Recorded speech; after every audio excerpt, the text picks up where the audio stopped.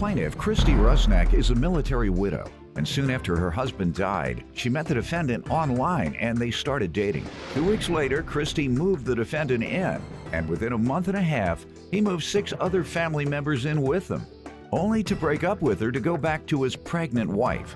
Christy's suing for breach of contract.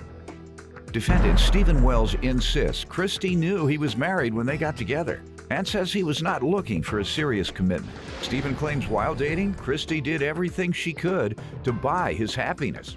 And he's countersuing because he claims Christy harassed him. Start with you. Your Honor, I'm a military widow.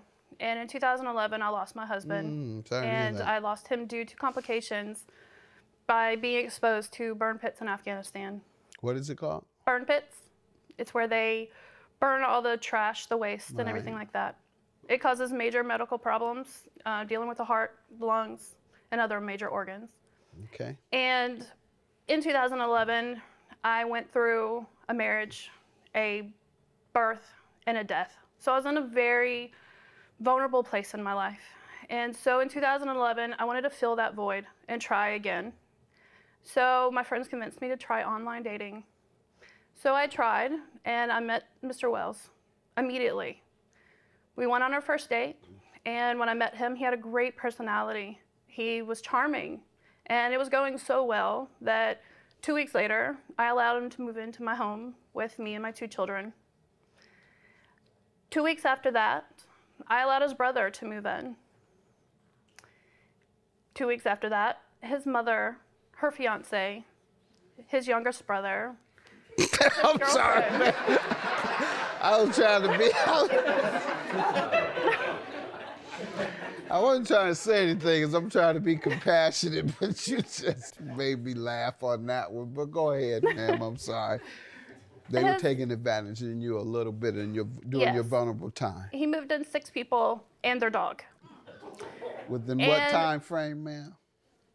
All within a month and a half time.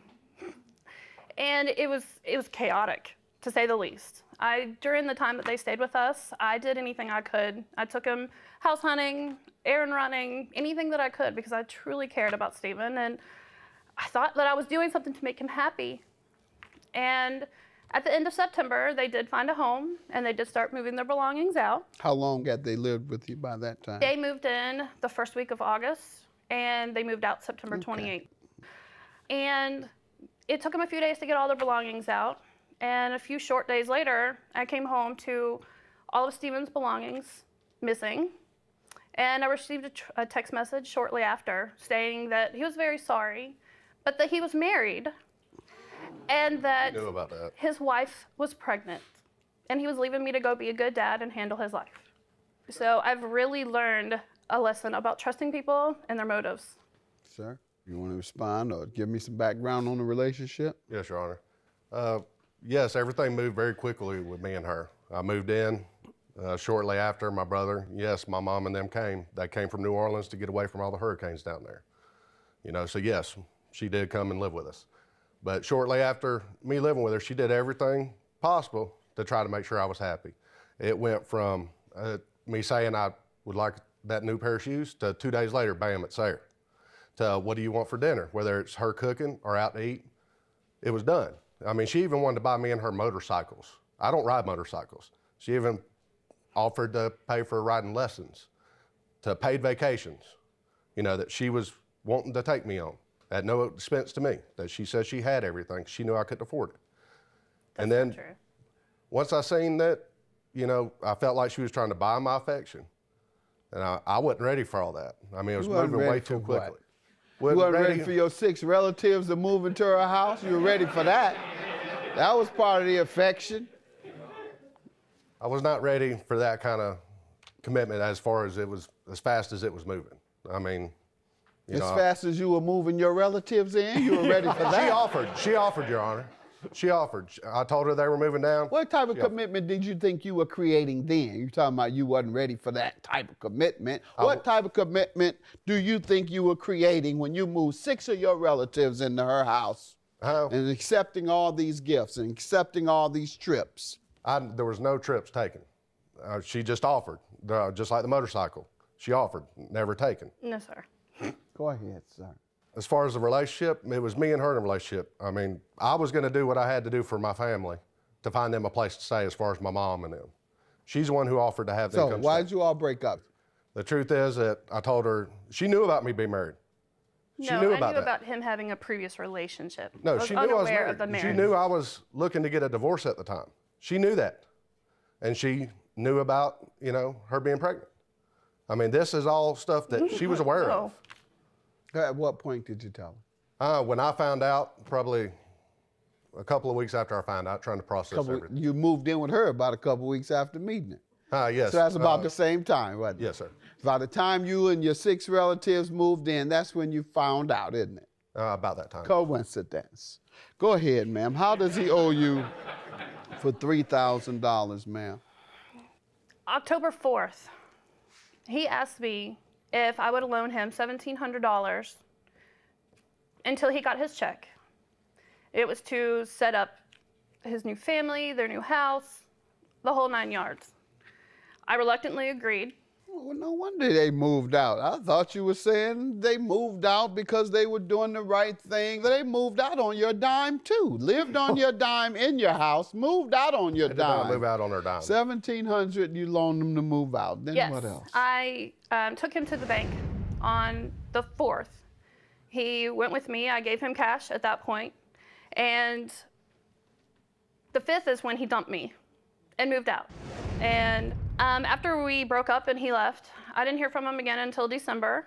In December, he agreed that he did owe the money and that he would start making payments And in he asked January. you for some more? In January, yes, sir. How much? $1,300. For what? According to him, at that point, that's the first I heard about a divorce. And he said he was going to divorce his wife and that he was in debt and he needed this extra money to cover all the bills that he had created. So I was reluctant, but You weren't even dating him anymore. no, I wasn't. It was very, very foolish of me. And I went ahead and agreed. And so at that point, he owed me $3,000. And he agreed to pay me back in March with his tax return. Yeah. I fell for that one too. I did. I fell for that one too. And come March, he gave me an excuse that the IRS would not give him the money. And then it was just excuses, the whole 9 yards. And I fell for it. I really did. She knew about me being married. And she knew about her being pregnant. I mean, this is all stuff that she was aware of. At what point did you tell him? Probably a couple of weeks after I found out, trying to process everything. You moved in with her about a couple weeks after meeting her. Yes, sir. By the time you and your 6 relatives moved in, that's when you found out, isn't it? About that time. Coincidence. Plaintiff Christy Rusnak dated the defendant until he broke up with her and confessed that he was going back to his wife, who was pregnant. What do you say to this? I say it's not true.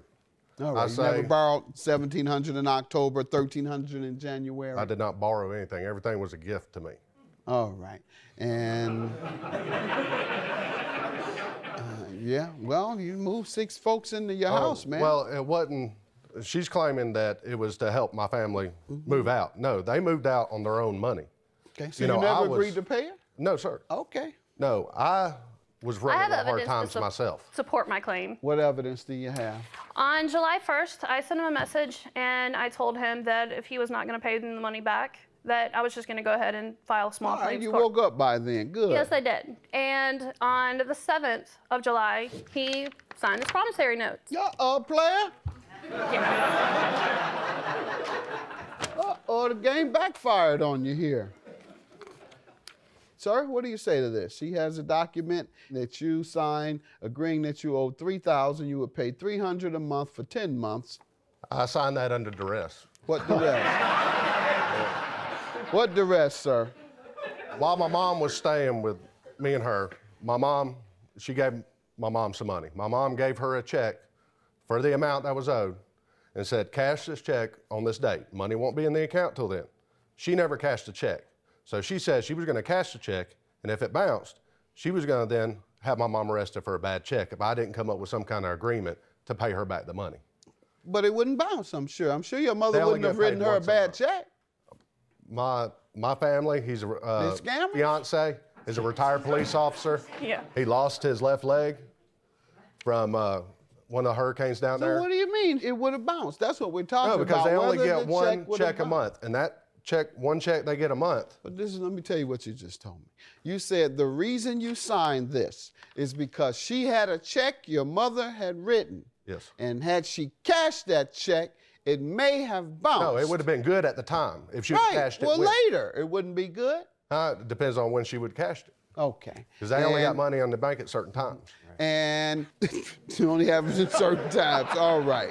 So you thought she would have your mother arrested for a crime that had not occurred. That's what she threatened to do. All right. Your counterclaim for $3,000 is for harassment. How does she owe you? At my company, we always fuel up at the same spot. She would show up at the gas station, sit in the corner while we all fueled up. That's right. Sometimes call out my name, try to get me to come over there. There you go. Where's my money? To do it. That's right. But I never did it, so he's You know what to stating do. false statements. My boss, he was up there at times. I mean, it would literally, So, it could have cost me my job.